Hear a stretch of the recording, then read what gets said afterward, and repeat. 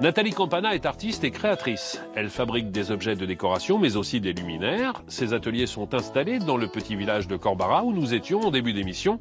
Découvrons ensemble son travail, mais aussi la maison où elle vit.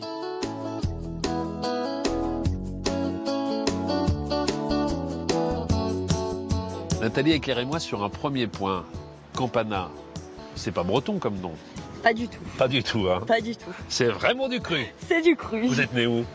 Je suis née à Bastia, en Corse. Et vous vous êtes installé en Balagne depuis combien d'années? Ça fait 5 ans.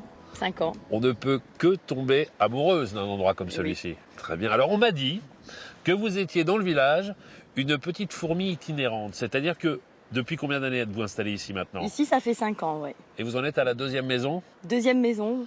Parce que j'aime bien investir des lieux, j'aime pas me figer, j'aime bien décorer, j'aime bien découvrir et du coup, ça me fait bouger. J'aime toujours aller dans des endroits différents. Comment vous l'avez trouvée cette maison? Alors écoutez, c'est dans le village, on m'a parlé de cette maison qui était inhabitée depuis plusieurs années. Oui. Et puis je trouvais ça dommage de pas en profiter toute l'année et de la laisser comme ça. Donc la mairie, avec qui j'ai négocié, a volontiers voulu m'ouvrir la porte et surtout me faire profiter du grand atelier parce que on est quand même sur la route des artisans. C'était le cahier des charges, il fallait faire et son habitation et un atelier. Et un lieu de travail, voilà, dans le même sur endroit. place. Ouais. On va voir à quoi ça ressemble. Allez. Alors, vous allez m'expliquer comment s'organise la maison. Si vous le permettez, je ferme la porte ici à cause du vent. Et bien voilà. Je jette un petit coup d'œil parce que je suis un peu coquet quand même. Voilà, c'est bien, impeccable, super. Donc, patio. Alors voilà, patio. Patio, justement, qui protège du vent violent qu'on a souvent en Balagne. Bien sûr. Et qui nous permet d'être dehors quand même. De cette partie-là, c'est quoi alors? Alors là, c'est l'atelier, le fameux. Et toute cette partie-là, c'est la partie habitation? C'est l'habitation. Sur un seul et même niveau? Non, il y a 2 niveaux. 2 niveaux et c'est comme un petit labyrinthe, plein de pièces. Pas très grandes, mais qui sont très fonctionnelles et qui nous convient absolument à toute la famille. Parfait, on va commencer la visite par ici. Allons-y. Ah mais je sais pas où on atterrit, mais on y va. On y va. Allez. C'est parti.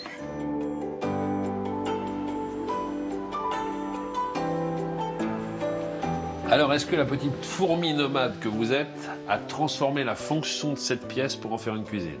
Pas du tout, la cuisine était telle C'était quelle. déjà une cuisine? C'était déjà une cuisine. Vous l'avez transformée un petit Voilà, peu? j'ai revisité les couleurs, rajouté des choses, mais c'était une cuisine. Bon, ça avec laisse... une grande hotte, comme ça, telle quelle. Ça reste le lieu de travail. On prépare les repas ici et c'est ensuite là-bas qu'on passe à C'est table. là-bas, voilà. Vous avez une grande famille?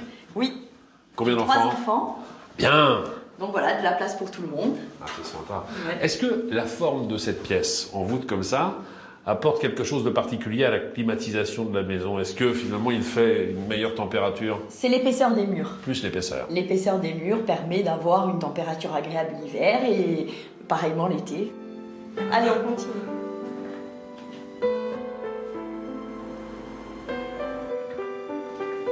Oh là, je sens qu'on va ouvrir une page Ma vie, mon œuvre, parce que ça, je devine que ce sont vos créations. Quelques-unes de vos créations, c'est ça? Absolument. Ce sont des créations personnelles, ainsi que la cheminée. Ainsi que finalement pas mal de choses dans cette pièce. C'est-à-dire? Alors, c'est-à-dire que, bon, j'ai maintenu des choses qui existaient déjà dans la maison, les carottiments, Oui, la chaise, d'accord. voilà. Et autour de ça, eh bien, je récupère des matériaux parce que moi j'aime bien faire ça en fait.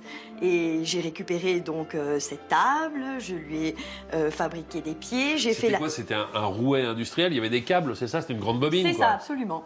Même C'est chose pour le la canapé? même chose pour le canapé. Et le canapé, ce sont 2 palettes de bois, Ouais. des pieds de lit Retravaillés. finalement?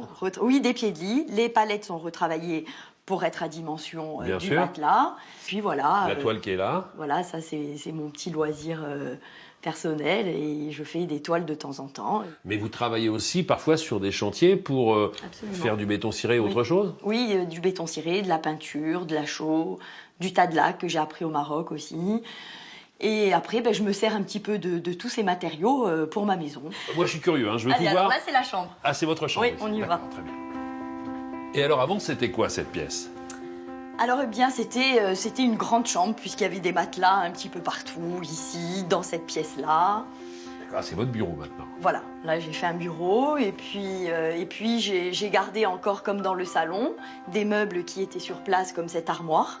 Le luminaire aussi, un peu vintage comme ça. Et autour de ça, j'articule un petit peu mes créations, notamment cette tête de lit, ces cubes en béton ciré. C'est en béton ça? C'est en béton. Ça pèse un âne mort alors? Pas du tout. C'est une structure polystyrène. Et voilà, c'est très léger, du coup ils sont transportables. Grande chambre avec en plus une terrasse qui donne sur le village, ça c'est pratique ça. Comme ça vous pouvez voir s'il y a des maisons qui se libèrent à récupérer par la suite. Tout à fait, la petite fourmi continue son travail. Alors ce qui nous reste à visiter, c'est la partie atelier, vos créations.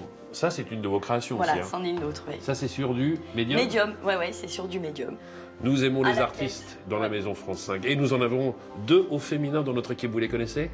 Tout à fait, je les suis de près, Karine et Gaël. Bien madame, voilà. Karine et Gaël, il est grand temps de les retrouver, de voir quel dossier a été sélectionné et à quoi ressemblent les travaux. Bien volontiers.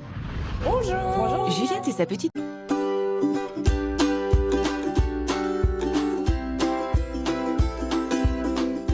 D'avoir son atelier à 1 mètre de la maison, parce que la maison elle est juste derrière le mur, ça c'est un vrai luxe quand même. C'est fabuleux. C'est ça qui a déclenché toute l'histoire. Complètement. C'est ce qui permet de faire plein de choses quand les journées sont courtes, 24 heures. C'est comme ça que du coup, en étant à 1 mètre, je peux travailler la nuit aussi. Et... Ça va être dur de trouver une autre maison comme celle-ci dans le village. Hein. C'est pas gagné. Je crois. Parlez-moi de ce bout de bois. Qu'est-ce que ça va devenir? Où est-ce que vous l'avez trouvé déjà? Sur la plage? Alors c'est ça, c'est sur la plage. C'est des plages qui sont pas loin d'ici, dans le désert des Agréates. Et donc c'est assez fastidieux pour les ramener. Mais bon, voilà, ils sont là, ils sont arrivés là. Et après, je les revisite. Je les revisite en les mettant dans des moules, en fait. Voilà. Et ce qui se passe, c'est que je récupère aussi des moules au même endroit. D'accord. C'est-à-dire que souvent, sur les plages de ce désert, justement, des Agréates, il y a des bois flottés, il y a un peu de tout, malheureusement, des déchets poubelles, qui arrivent des sur la déchets. plage, bien sûr. Et puis, j'ai remarqué qu'il y avait toujours ces tubes, comme ça. Et un jour, j'ai décidé de les ramener et du coup, de réassembler les choses à l'atelier. On peut lui parler en disant, tu vois, à la base, t'étais un tuyau moche, voilà. Et tu vas devenir une jolie lampe. Complètement. Allons voir juste à côté, justement, quelques-unes de vos créations.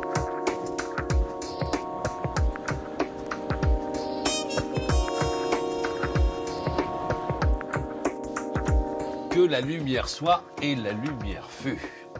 Le showroom. Le showroom. Ah le voilà le fameux tuyau qui était moche tout à l'heure. C'est lui. C'était le moule, on a mis du béton et puis voilà le résultat. Il est sorti cactus. Exceptionnel. Toutes les créations qu'on a autour de nous, en combien de temps vous les avez réalisées? Sur combien de temps plus ou moins? Ça fait quelques années maintenant que je travaille avec le bois flotté. Beaucoup de lampes sont parties. Comme chaque modèle est unique, on ne peut pas aller... Voilà, il n'y a plus que des images. Parce que je vous posais cette question avec une petite arrière-pensée. J'imagine que depuis que vous exposez un peu partout, que vous vendez ces lampes, vous avez senti aussi les tendances, les envies des consommateurs. Qu'est-ce qui intéresse les gens aujourd'hui? Souvent sur les chantiers de décoration, je travaille spécialement au cas par cas des suspensions et des appliques. Très bien. Concernant les lampes, les modèles Avishai, les signes, les factories sont des modèles que je refais très régulièrement, de couleurs différentes. Ça marche, ça plaît beaucoup. Je vois le bois flotté que vous avez ici. Il n'est pas resté à l'état brut et naturel. À chaque fois, vous l'avez ou patiné, ou repeint, ou retravaillé. C'est exactement ce que je souhaite faire depuis le départ. C'est la patte de Nathalie Campana? C'est la patte. C'est la patte, c'est apporter une couleur tout en restant dans la matité quand même, parce que le satin, toutes les peintures traditionnelles ne fonctionnent pas avec le bois flotté, mais tout ce qui est patine, tout ce qui est chaud, tout ce qui est mat, relève aussi le bois et voilà, le fait vivre un petit peu autrement que de façon plus traditionnelle, plus classique. Merci en tout cas de vous avoir accueilli chez vous. Écoutez, c'était un Bravo plaisir. pour votre travail. J'espère une prochaine fois. J'espère aussi. On ne sait jamais. On vous attend. Alors, on va rester un peu dans votre univers maintenant, puisqu'on va parler des ampoules décoratives. Je vois qu'il y en a ici de différentes formes, de différentes tailles, avec des filaments carbone ou parfois d'autres systèmes. Quelles sont aujourd'hui les dernières propositions du marché qui vont...